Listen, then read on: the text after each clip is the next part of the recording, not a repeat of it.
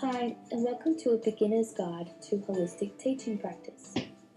This 5-minute presentation will provide a holistic approach to teaching at primary school level for beginner teachers.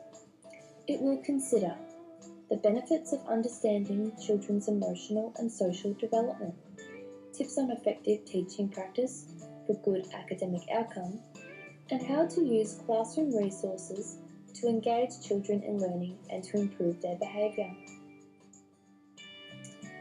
Understanding children's emotional and social development is important because teachers are entering a paradigm where students are not just assessed on their academic learning, but also on social intelligence and development.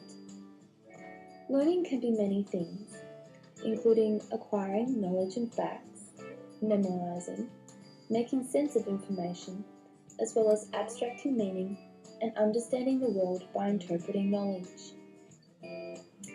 However, from a communities of practice theoretical perspective, a community of learning can only exist if the student feels they have something to contribute or gain from it, which means no matter what we are teaching, the way a child feels about their classroom environment has a big impact on their learning. An unwillingness to contribute and make a mistake can be one of our worst fears, and this fear can hinder the learning process. You can see that a student who does not feel safe to participate in class is going to be difficult to engage in class activities and learning. By being sensitive to children's experiences, we can begin to gain their attention by avoiding situations that may feel unsafe for them.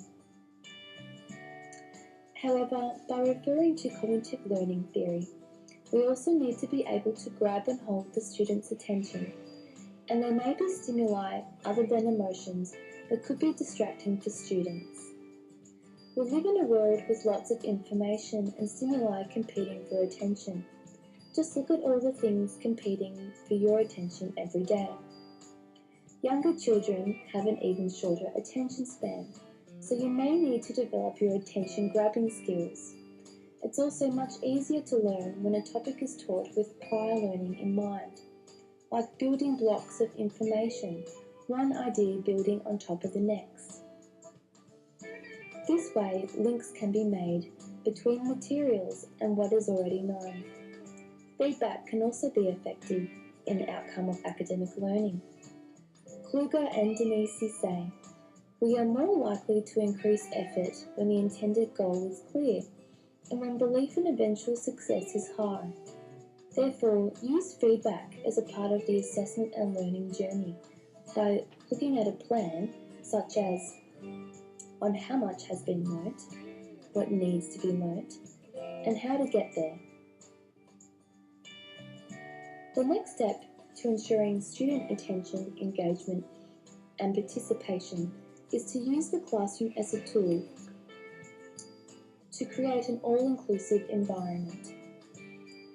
Beadle says not to set up the classroom where the teacher is always at the front of the class and directly in front of the students, and where students are lined up in rows facing the teacher, as this creates a non-interactive, authoritarian feel in the classroom.